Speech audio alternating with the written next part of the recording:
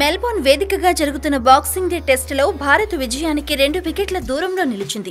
4వ రోజే విజయం సాధించాలన్న భారత్ ఆశలపై ఆసీస్ బౌలర్లు ప్యాట్ కమిన్స్, నాథన్ లియాన్ నీళ్లు చల్లారు. వీరి వికెట్ల కోసం ఎన్ని వ్యూహాలు బౌలర్లను మార్చినా అవకాశం ఇవ్వలేదు. మ్యాచ్ ఫలితం కోసం అంపైర్లు ఆటను అరగంట పొడిగించినా ఈ టెయిలెండర్ జోడీ భారత బౌలర్ల సహనానికి పరీక్షగా నిలిచారు. వీరిద్దరూ ఇప్పటికీ 43 పరుగుల భాగస్వామ్యాన్ని నెలకొల్పారు.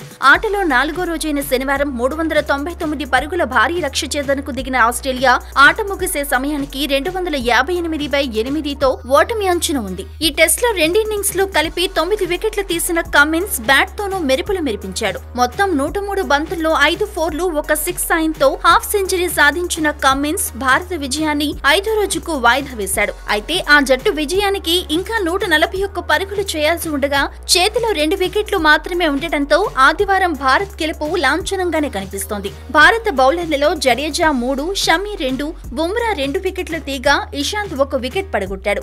ఆటలో భాగంగా 4వ రోజైన శనివారం ఓవర్ నైట్ స్కోరు 54/5తో రెండో ఇన్నింగ్స్ ని కొనసాగించిన టీమిండియా 106/8 వద్ద ఇన్నింగ్స్ ను డిక్లేర్ చేసింది. దీంతో తొలి ఇన్నింగ్స్ లో లభించిన 292 పరుగుల ఆధిక్యాన్ని కలుపుకొని మొత్తం 399 పరుగుల లక్ష్యాన్ని ఆతిథ్య జట్టు ముందుంచింది. శనివారం తొలి సెషన్ లో ఓపెనర్ మయాంక్ అగర్వాల్, రిషబ్ పంత్ పర్వాలేదనిపించారు. దీంతో జట్టు స్కోరు 33 పరుగులకే ఆస్ట్రేలియా 2 వికెట్లు కోల్పోయి కష్టాల్లో పడింది. అనంతరం క్రీజులోకి వచ్చిన ఉస్మాన్ ఖవాజా కూడా మహ్మద్ షమి బౌలింగ్ లో జట్టు స్కోరు 63 వద్ద వికెట్ల ముందు దొరికిపోయాడు. ఆ తర్వాత క్రీజులోకి వచ్చిన Shaun Marsh, Travis Head, Mitchell Marsh, Tim Paine, Mitchell Starc దూకుడుగా ఆడే ప్రయత్నంలో వికెట్లు చేజార్చుకున్నారు. చివర్లో స్టార్క్ లయన్లతో కలిసి కమిన్స్ 82 పరుగులు జోడించాడు.